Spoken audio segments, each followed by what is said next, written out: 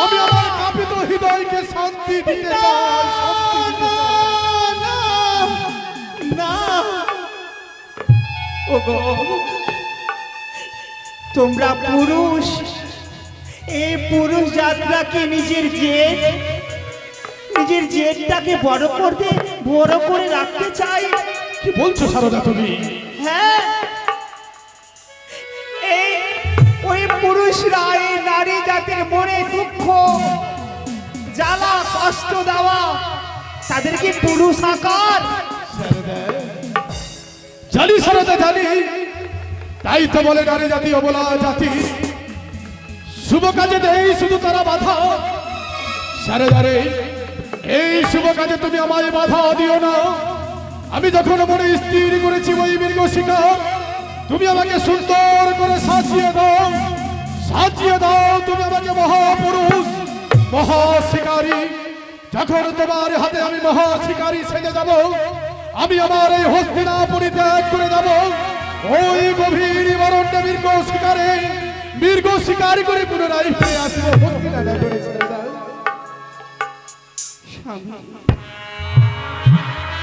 যখন তুমি মানবে না আমার কথাকে, অমান্য করে আমার কথাকে ফেলে দিয়ে তুমি মৃগ শিকারে যাবে, আমি তোমায় আর বাধা দেব না। সাজিয়ে দাও সারদা, তুমি নিজ হস্তে আমাকে শিকারী। আমি শুধু ঠাকুরের কাছে এটাই চাইব, যেন স্বামী আমার মৃগ শিকার করে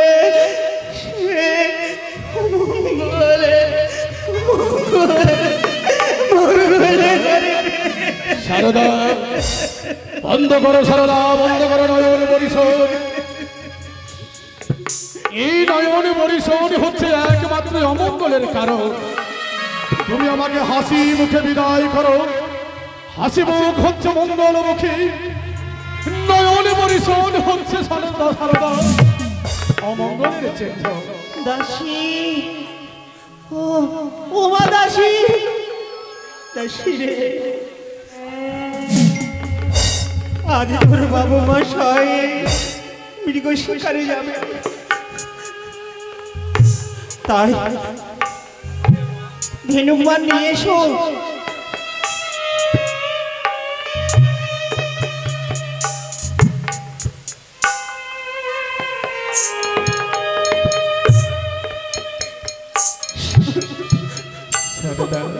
যদি তুমি আমার একবার কথা মানতে। কি তুমি যেও না। কি বলছো সারদা তুমি? বারবার যেন আমার এই ভিতরটা ফেটে যাচ্ছে, কেন আমার ভিতরটা যেন ফেটে উঠছে। আমি যে তোমায় এই মৃগশিকার যাত্রা তোমার হৃদয়কে পাগল করে তুলছে। সারদারে যখনই আমি ফিরে আসবো মৃগ শিকার করে আমার হস্তিনা রাজ্যে, দেখবে তোমার মনের মধ্যে যে আনন্দ ভেসে আসবে, সেই আনন্দ কোনোদিন রাখার জায়গা পাবে না সারদা। তুমি সেই আনন্দ রাখার জায়গা পাবে। সাজিয়ে দাও সারদা, সাজিয়ে দাও। সূর্য অবসান হচ্ছে, তুমি আমাকে বিদায় করো। ওগো আমার হস্তিনাপুরের প্রজাগণ, মায়েরা সবাই তোমরা উলধ্বনি দাও। আজ আমার স্বামীকে আমি শিকারে যাওয়ার জন্য সাক্ষী দিচ্ছি। তোমাদের উলধ্বনিতে যেন আমার স্বামী মঙ্গলে মৃগ শিকার করে ঘরে ফিরে আসতে পারে। তোমরা সবাই তোমরা উলধ্বনি দাও।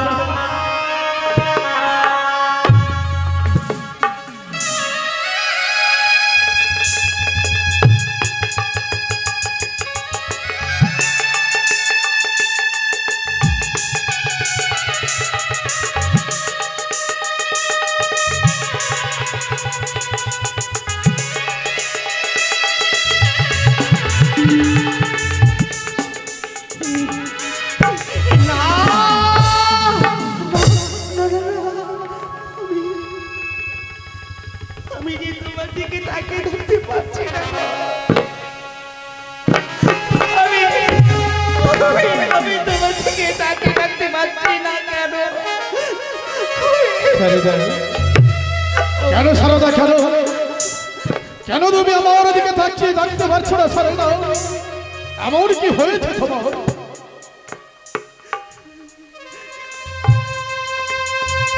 স্বামী তুমি চলে যাবে, তুমি সত্যি চলে যাবে?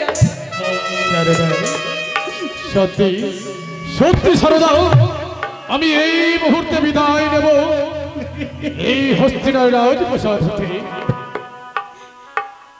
যাবে যদি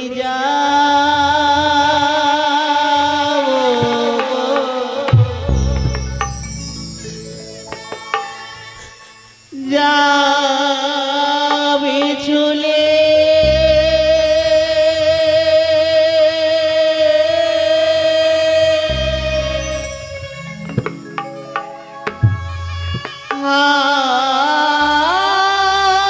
আমি তোমার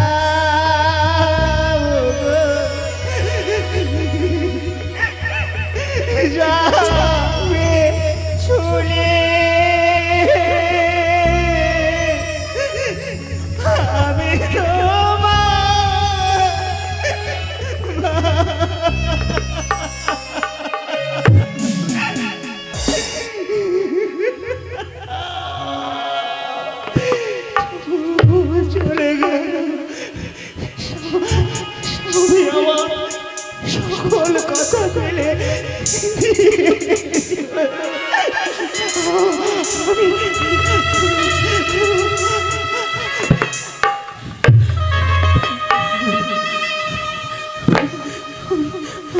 আমি পুণ্যবান, আমি মায়ের মন্দিরে বসবো যতক্ষণ আমার সামনে আসবে না।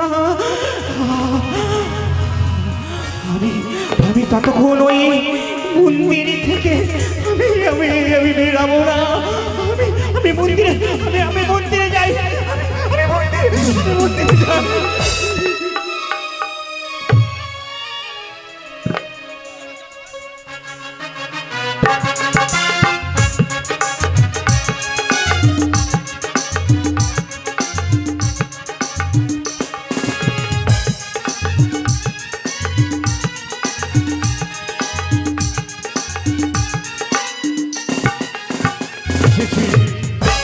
এই তো গভীর অরণ্য, এই গভীর অরণ্যে দীর্ঘ শিকার করে কাপিত হৃদয়কে শীতল করে ফিরে যাব পুনরায় আমি আমার ওই হস্তিনাপুরে।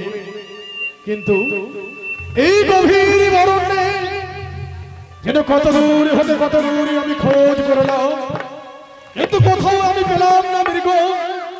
তবে কি আমার এই মৃগ শিকার ব্যর্থ হবে? না, এই মৃগ শিকার আমি ব্যর্থ হতে দেব না। এখানেই হোক, এই গভীর অরণ্যে আমি মৃগ শিকার করে এই তাপিত হৃদয়কে আমি শীতল করেই যাব।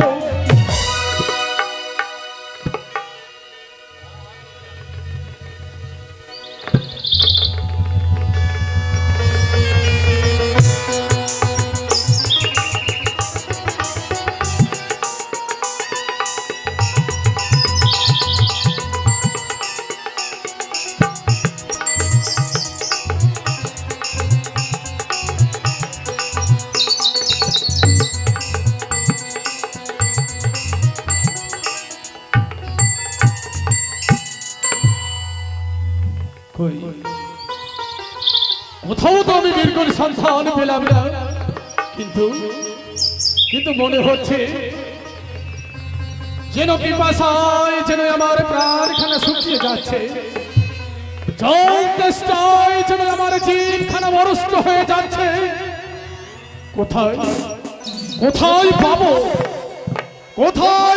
আমি এই গভীর অরণ্যে এক ফোঁটা জল, যে সেই জল পান করে আমি পিপাসাকে শান্তি করব।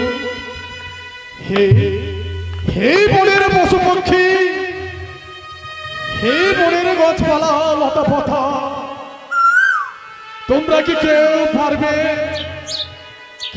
পারবে এই রাজা প্রকৃতিকে একটু জল দিয়ে এই জল পিপাসায় আমায় শান্ত করে দিতে?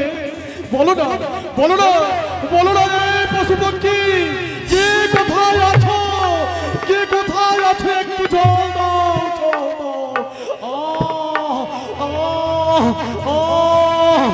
যেন আর জল তেষ্টায় যেন আর থাকতে পারি না। কোথায় যাব, কোথায় গেলে আমি একটু জল পাবো? সেই জল পান করে আমি আমার পিপাসাকে নিবারণ করবো। কে কোথায় আছো? বলো না, কেউ আমায় একটু সন্ধান দাও। আমি জল পিপাসায় যেন অরিষ্ট হয়ে যাচ্ছে, বুক যেন আমার শুকিয়ে যাচ্ছে, আর যেন আমি জল তেষ্টায় যেন থাকতে পারি না। দেখবো আমি এই গভীর অরণ্যে কোথাও জল পাই কিনা। ওই তো যেন দেখা যায় বাদুরে একটি পর্ণকুটি, সেই পর্ণকুটিরে আমি ছুটে যাব। সেই পর্ণকুটিরে যদি একটু জল পাই, আমি সেইখানে গিয়ে তার কাছ থেকে জল চেয়ে নিয়ে আমি আমার জল পিপাসায় শান্তি নেব।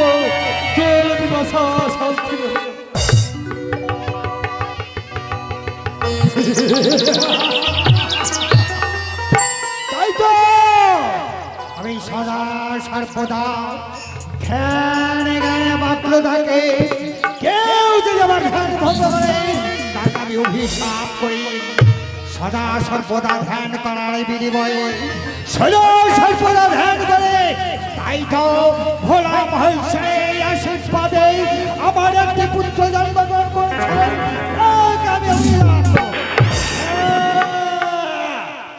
আমি এখন সে অন্তরঙ্গ মানে আমি ধ্যান করব তপস্যা করব এই মুহূর্তে কেউ যদি আমার ধ্যান করে তাকে আমি অভিশাপ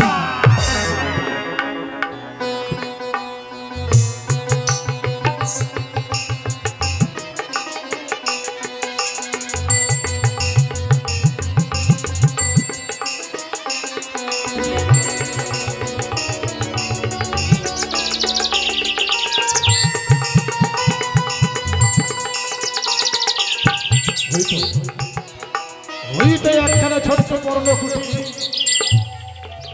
সেই পর্ণকুটিরে কেউ আছে কিনা তার কাছে কি আমি একটু জল চেয়ে নিয়ে আমি যে জল চাষ আছে কে গো কেউ আছে এই পর্ণকুটিরে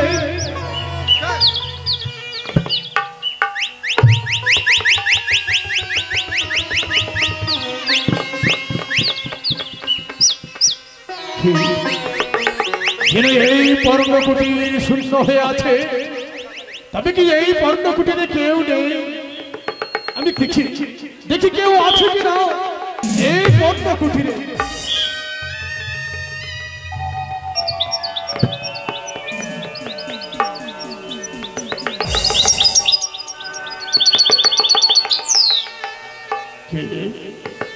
কে হে মহাতপস্বী ও তপস্বী কেন এই তপস্বী আমায় সারা দিচ্ছে না তবে কি আমি জল পিপাসায় শান্তি পাবো না তবে কি আমার এই কুটিরে জল পাবো না সেই পরিবারের কাছ থেকে আমি অবশ্যই জল চেয়ে নেব আর জল পান করে আমি পিপাসাকে নিবারণ করবো হে তপস্বী ও তপস্বী ও তপস্বী তপস্বী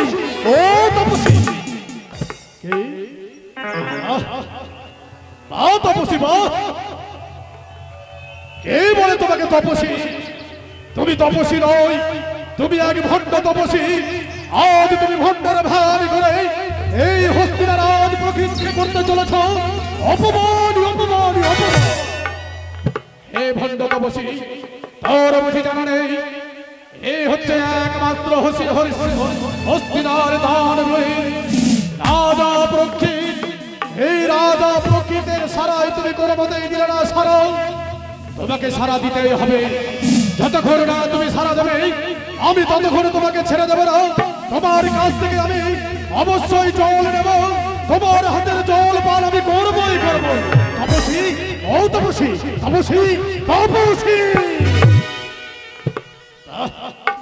অভিমান প্রচন্ড অভিমান এই ভণ্ড তপস্বী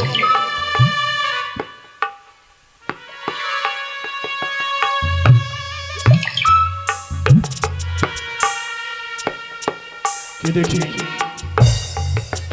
এই ভণ্ড তপস্বীর কুটির প্রাঙ্গণে এক মৃত সর্প হে ভণ্ড তপস্বী তুমি যেভাবে অভিমান করে আমাকে অপমান করেছ তুমি আমায় একটু জল না দিয়ে তুমি পাগলের মতো তপস্যায় বসে আছো তুমি যে পাগল এই আমার কাছে প্রমাণ করেছ আর বিলম্ব হবে না এই মৃত সর্প দেব ওই ভণ্ড তপস্বীর গলায় যখন এই ভণ্ড তপস্বীর গলায় এই মৃত সর্প দেব অবশ্যই সে জাগবে অবশ্যই আমাকে দেবে সেই জল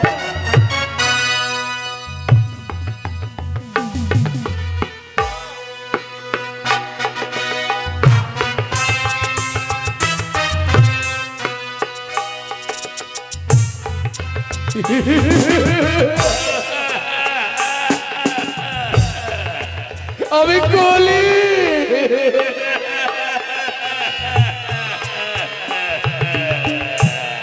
এবার দেখবো রাজা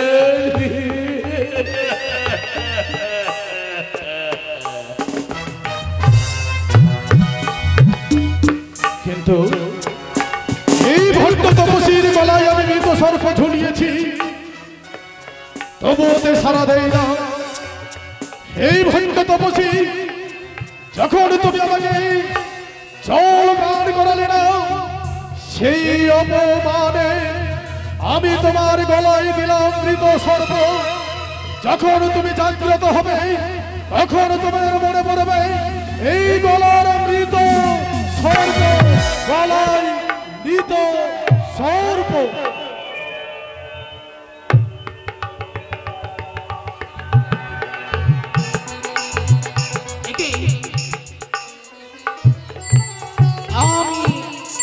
ঋষিমুনি পুত্র শৃঙ্গিমুনি, তাই তো আমার পিতা প্রত্যেক দিনই ওই বনবাধনে ধ্যানমগ্ন হয়ে থাকে। তাই তো আমি ছুটে যাবো আমার পিতার নিকটে, সে আমার পিতা ধ্যানমগ্ন রয়েছে কিনা, তাই আমি ছুটে যাই। পিতা, পিতা, পিতা, আজ আমার পিতাশ্রী ধ্যানমগ্ন। পিতাশ্রী, একবার চেয়ে দেখো, আমি তোমার পুত্র ঋষিমুনি এসেছি, তুমি একবার ধ্যানমগ্ন করো। একে আমি দেখছি আমার পিতাশ্রীর গলায় যেন এক মৃত্যু সর্প জড়িয়ে রয়েছে। না না না না, কে এত পাপিষ্ঠ, কে এত দুরাচার, তার মনে বিচার নেই। আমার পিতাশ্রী ধ্যানমগ্ন রয়েছে, তার গলায় দিয়েছে মৃত্যু সর্প জড়িয়ে। এই আমি কিছুতেই সহ্য করতে পারি না। আমি মুনি পুত্র, আমার পিতার গলায় মৃত্যু সর্প। কে, কার এত দুঃসাহস, কার এত ক্ষমতা আমার পিতার গলায় মৃত্যু সর্প জড়িয়েছে? না, আমাকে ধ্যান মগ্নে জানতে হবে সে কে রয়েছে। আমি ধ্যান মগ্নে জানি না কেন?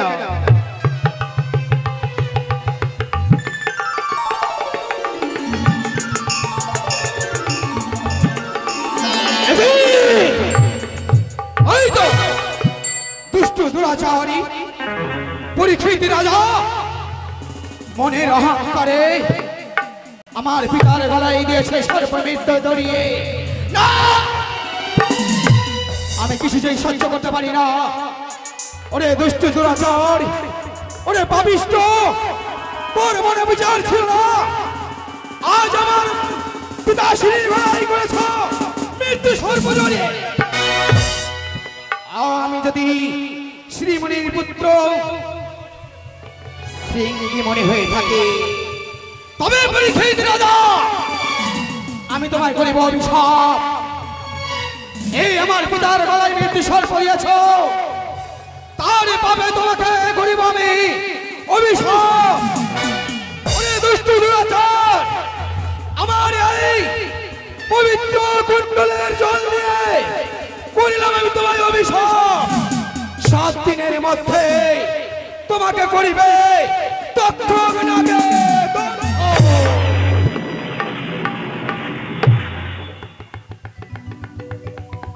পিতা, একে পুত্র মোর পিতাশ্রী, কেন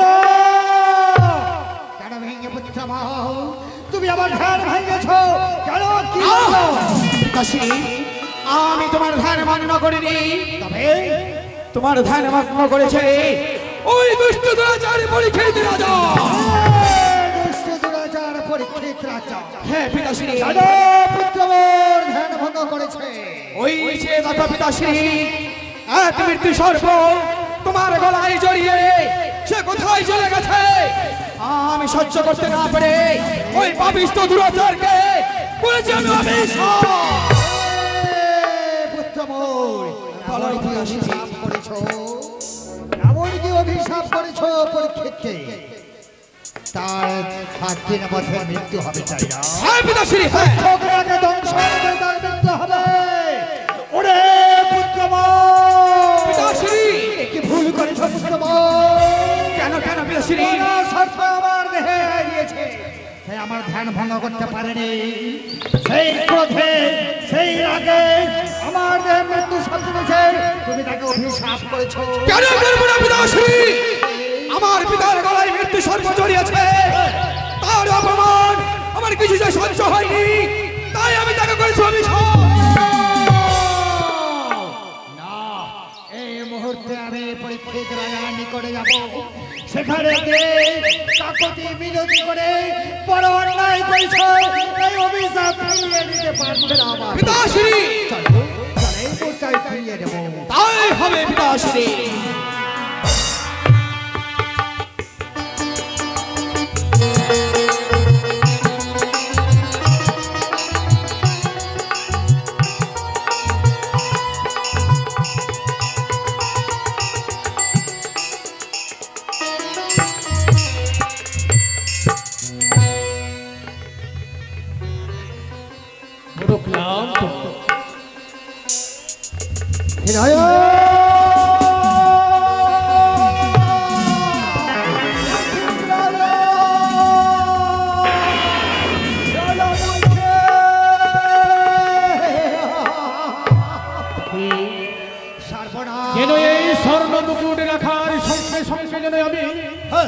আমি যেন জ্ঞান ফিরিয়ে ফেলাম, এই স্বর্ণ মুকুট পরিধান করে কেন কেন আমি মতিভ্রষ্ট হয়েছিলাম, এই স্বর্ণ মুকুট খুলে রাখার সঙ্গে সঙ্গে যেন আমি জ্ঞান ফিরে ফেলাম। কি আমি অপরাধ করে আসলাম সেই মৃগ শিকারে? এক মুনিবরের গলায় আমি দিলাম মৃত সর্প, এই যে বড় আমি অন্যায় করেছি। কেন কেন বিধাতা, কেন কেন আমি এই অন্যায় করে আসলাম মৃগ শিকার হতে? রাজা পরীক্ষিত, আমি মরিব জগতে জগিবর সর্বনাশ সর্বনাশ সর্বনাশ সর্বনাশ সর্বনাশ সর্বনাশ জগতে জগিবর না পাই যাহারে, সেই যদি আসিয়াছে আমার এই হস্তিনাপুরে। এমন কিছু সংবাদ নিয়ে এসেছে হে মুনিবর, সমস্ত কিছু হয়েছে আমার সর্বনাশ, হয়েছে এমনই অমঙ্গল, কি বার্তা নিয়ে এসেছ? আমি ধ্যানে মগ্ন ছিলাম, ছিলেন সেই সময় তুমি আমার নিকটে গেছ, তুমি আমার ধ্যান ভঙ্গ করতে পারোনি। সেই ক্রোধের বিনিময়ে মৃত্যু সর্প তুমি আমার গ্রহ দিয়েছ।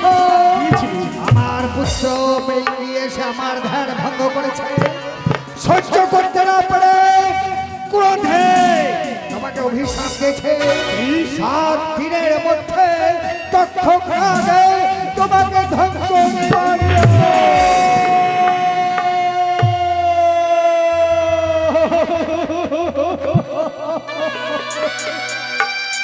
কি অভিশাপ আমি পেয়েছি! ব্রহ্ম অভিশাপ কোনদিন ব্যর্থ হয়ে যায় না। এই ব্রহ্মসাপ আমার মস্তকে, এই ব্রহ্মসাপে হবে আমি 1 সপ্তাহের মধ্যে তথ্য আগে হবে আমার ধ্বংস।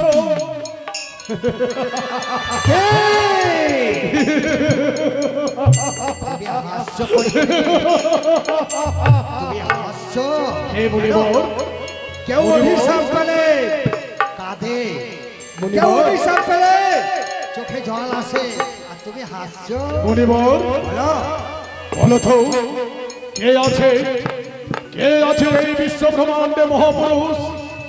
কে আছে এমন মানব? কে আছে এমন সন্ন্যাস সামন্ত? কে আছে এমন মহাযোগী যে যার মৃত সংবাদ মৃত হওয়ার পূর্বে যে জানতে পারে? এতে আমার সৌভাগ্য। এটা তোমার সৌভাগ্য। হে মুনিবর, এই অভিশাপ করেছ, এই অভিশাপ নয়, এই হচ্ছে আমার একমাত্র সৌভাগ্য।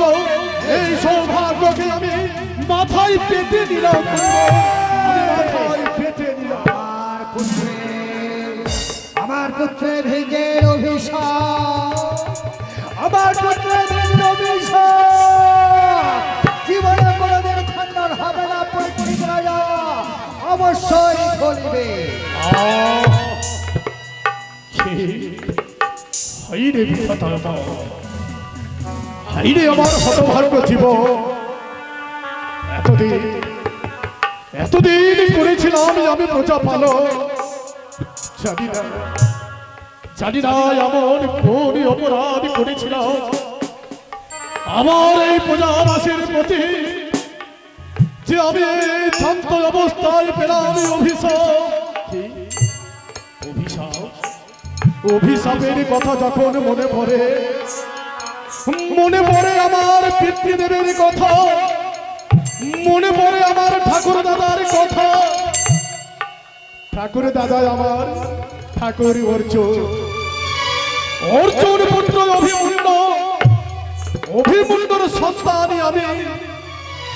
ঠাকুর দাদা আমায় বলেছিল, হে প্রকৃত, অভিশাপ যদি কোনোদিন মস্তকে আছে সে অভিশাপ নয়, অভিশাপ নয়, এ হচ্ছে আশীর্বাদ, এ হচ্ছে আমার সৌভাগ্য।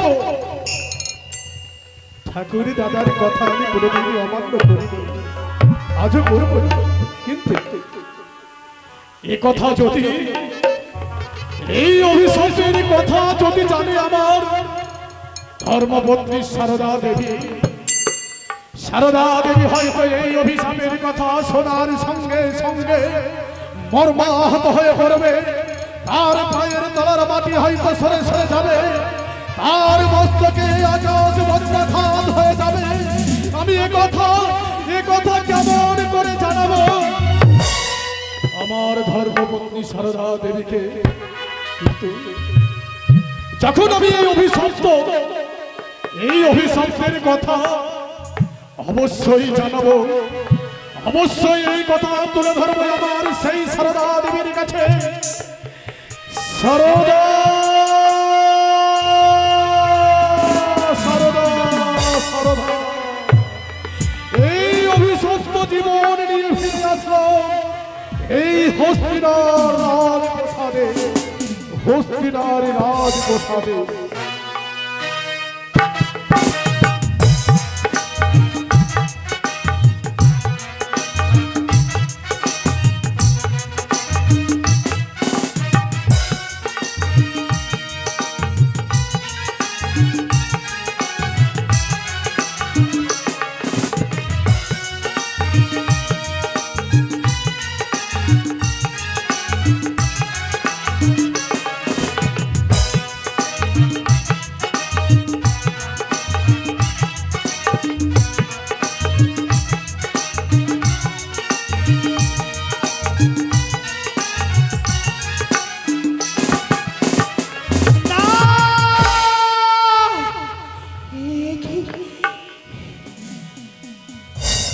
আমি কেমন যেন অমঙ্গল স্বপ্ন দেখলাম।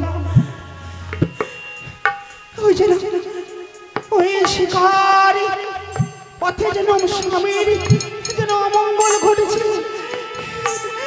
না ঠাকুর, হতে পারে না, হতে পারে না, আমার স্বামীর অমঙ্গল হতে পারে না। কোনদিন কারো ওরা অন্যায় করেনি, কারো ক্ষতি করেনি, তাহলে ঠাকুর কেন আমার ক্ষতি করতে চাইছে? কেন ঠাকুর আমার সংসারে বিপত্তি করতে চাইছে কেন?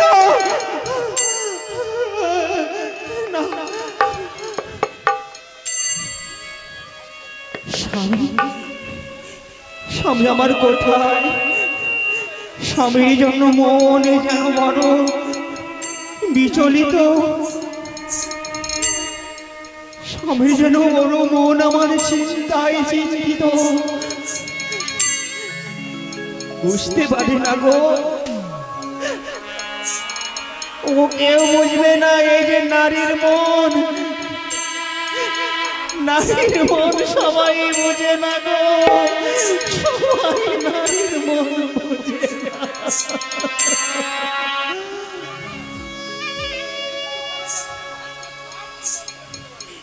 দেখি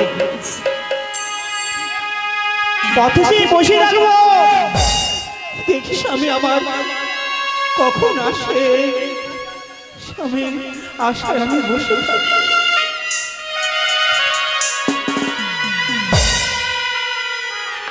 সারদা সারদা সারদা সারদা আমি যে ফিরে এসেছি সারদা, আমি ফিরে এসেছি। এই তো স্বামী কণ্ঠস্বর, তবে ঠিক স্বামী মঙ্গলে ঘরে ফিরে এসেছে। স্বামী সারদা স্বামী গো, এ কি আমি কি দর্শন করছি? সারদা এ কি তোমার বেশভূষা? তোমার এই নয়ন দিয়ে জল যেন প্রবাহিত হচ্ছে কেন? সারদা তোমার মন যেন এমন ভাবে ভেঙে পড়েছে কেন? সারদা রে, ই আমার নয়নে পরিশোধি দাও সারদা, নয়নে পরিশোধি দাও। এ হচ্ছে আমার হাসির কান্না, হাসির কান্না সারদা। হাসির কান্না? তবে কি শুনবে তুমি আমার সেই হাসির কান্নার গল্প?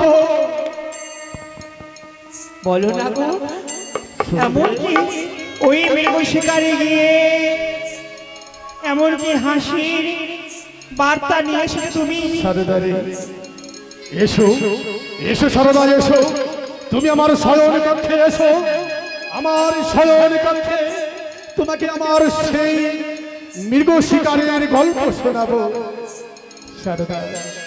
বলো। বড় বড় সৎ সাহসের সঙ্গে বেরিয়েছিলাম আমি মৃগ শিকারে। যখনই আমি ওই গভীর অরণ্যে তন্ন তন্ন করে খোঁজ করলাম, কিন্তু কোথাও পেলাম না একটি মৃগ। তারপর তারপর কি হয়েছে জানিস? কি হয়েছে? আমি যেন জল পিপাসায় বুকখানা যেন আমার অরুষ্ট হয়ে যেতে লাগলো, যেন প্রাণী আমার জল পিপাসার জন্য বেরিয়ে যায়। ছুটতে ছুটতে গেলাম এক পর্ণ কুটিরে। সেই পর্ণ কুটিরে এক মহাযোগী বড় তপস্যায় মগ্ন হয়েছিল। তার কাছে কত অনুরোধ করে বলেছিলাম, ওগো যোগী, তুমি আমায় এক ফোঁটা জল দাও, জল দাও। সে যোগী আমায় এক ফোঁটা জল দিল না। তারপর কি হলো? তারপর আমি বড় ক্ষুধান্বিত হয়ে আর ওই পর্ণকুটিরে দেখলাম এক মৃত সর্প। সেই মৃত সর্প আমি তার গলায় দিলাম জড়িয়ে, ফিরে আসলাম। তারপর শুনবে শুনবে সারদা, শুনবে। থাক সারদা, থাক, এই কথা থাকতে দাও সারদা, এই কথা তুমি আমার কাছে শোনো না, তুমি এ কথা আমার কাছে শুনতে চেও না গো, তুমি আমার কাছে এ কথা শুনতে চেও না। আমাকে তুমি শোনাও, আমি শুনতে চাই। সারদা তুমি শুনবে। তারপর কি হলো বলো? তারপর সেই মহাযোগীর সন্তান, নাম তার শৃঙ্গিমুনি। সেই শৃঙ্গিমুনি করেছে আমায় অভিশাপ। অভিশাপ মস্তকে করে এসেছি আমি এই হস্তিনার রাজপ্রাসাদে। কি অভিশাপ জানিস? অভিশাপ? শুনবে, এমন কি অভিশাপ? শুনবে সারদা, সারদা, আমি তোমায় সব কথাই শুনিয়েছি। এ কথা থাকতে দাও না সারদা, এই কথা তুমি আমায় থাকতে দাও, এ কথা তুমি শ্রবণ করো না গো সারদা, তুমি এ কথা শ্রবণ করো না, করো না, করো না সারদা, করো না। সারদা রে, কি শোনালে তুমি গো? সারদা, তোমাকেও এই কথা যদি তুমি শুনতে চাও, সত্যি যদি তুমি এই কথা শোনো, তাহলে যে তুমি এই রাজপ্রাসাদে দাঁড়িয়ে থাকতে পারবে না সারদা, তুমি এই কথা শুনে থাকতে পারবে না। এমন কি বড় ঘটনা গো? অভিশাপ, অভিশাপ, অভিশাপ? এক সপ্তাহের মধ্যে, এক সপ্তাহের মধ্যে ওই তক্ষক নাচ করবে আমায় দংশন, দংশন, দংশন, সারদা,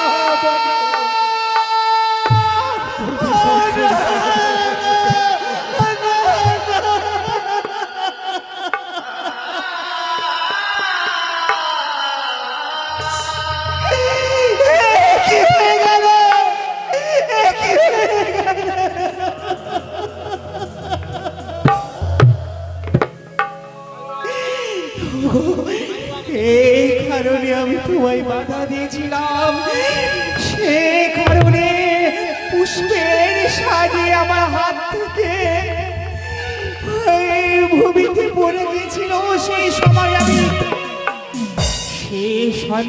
বুঝতে পেরেছিলাম, না জানি আমাদের পরিবারের কোনো অমঙ্গল ঘটনা রয়েছে। আমি সেই কারণে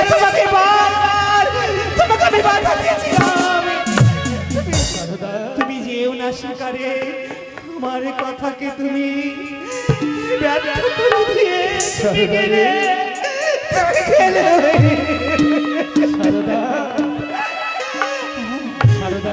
এখন কি হবে বলো? এখন কি হবে? তুমি এই কথা শোনার সঙ্গে সঙ্গে কেঁদে ভেঙে পড়ে গেলে।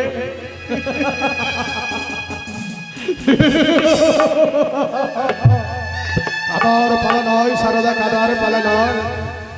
বলো তো সারদা, আমার এই হস্তিনা নগরে এমন কোন মহাপুরুষ, এমন কোন বীর পুরুষ, এমন কোন দিন দরিদ্র মানুষ জানতে পেরেছে মৃত সংবাদ 1 সপ্তাহের মধ্যে হবে আমার মৃত্যু? এ তো আমার সৌভাগ্য সারদা, এ আমার সৌভাগ্য। তাই বলি সারদা, যখন আমার এই মৃত্যু সংবাদ পেয়েছো তুমি, আর বিলম্ব নয়, 1 সপ্তাহে তোমাকে করতে হবে ভাগবত পাঠের আয়োজন। এই রাজপ্রাসাদে বসে বসে আমি ভাগবত পাঠ শ্রবণ করব।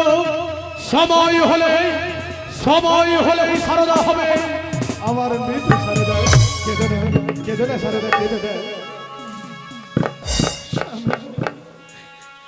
কাদা ছাড়া যে আমার আর কিছু রইল না, কাদা ছাড়া আমার কিছু আর রইল না। সারদা রে, তুমি যদি আমাকে ছেড়ে দিয়ে সারা জীবন তাহলে আমি যে বড়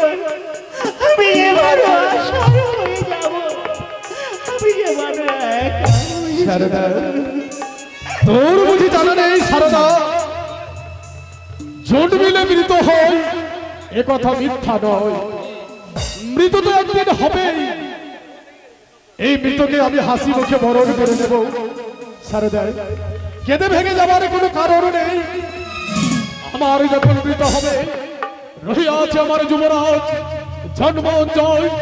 জন্মঞ্জয় হবে আমার এই হস্তিনা নগরের রাজা। তুমি হবে রাজমাতা, বৌমা হবে আমার রাজরানী। তাই বলি সারদা, আর বিলম্ব নয় সারদা, আর বিলম্ব নয়। এই মুহূর্তে আমি করব ভাগবত পাঠের আয়োজন। আমি তাই করব। কোথায় কোথায় হে মহামান্য মন্ত্রী মশাই, মন্ত্রী মশাই, মন্ত্রী মশাই, মন্ত্রী মশাই,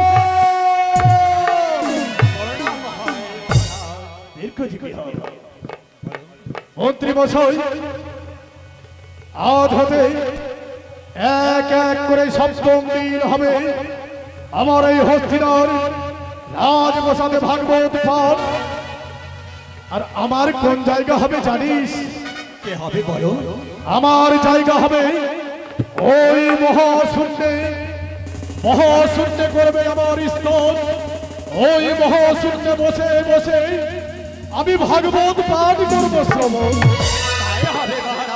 এই মহামান্য সেনাপতি মশাই, বলিন মহারাজ। তাই বলি আর বিলম্ব নয়, এই মুহূর্তে তুমি আমার শূন্য স্থানে জায়গা করো। সেই শূন্য স্থানে আমি বসবো। মহামান্য মন্ত্রী মশাই ভাগবত পাঠের আয়োজন করবে।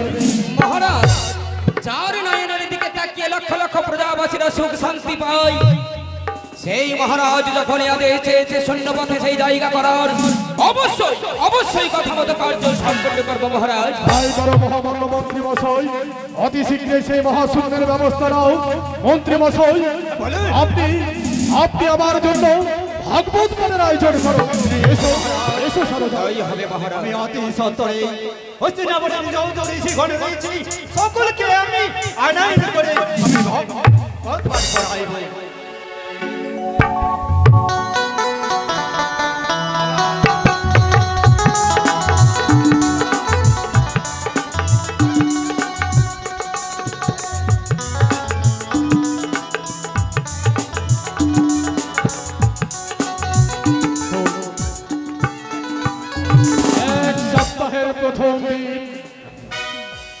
আজই হচ্ছে তার প্রথম দিন। এই প্রথম দিনে হবে আমার এই রাজপ্রাসাদে ভাগবত পাঠ। কিন্তু কই এখনো সাধু সন্ন্যাস মুনিগণ আসলো না আমার রাজপ্রাসাদে। এই এখনো কি মহামান্য মন্ত্রী মশাই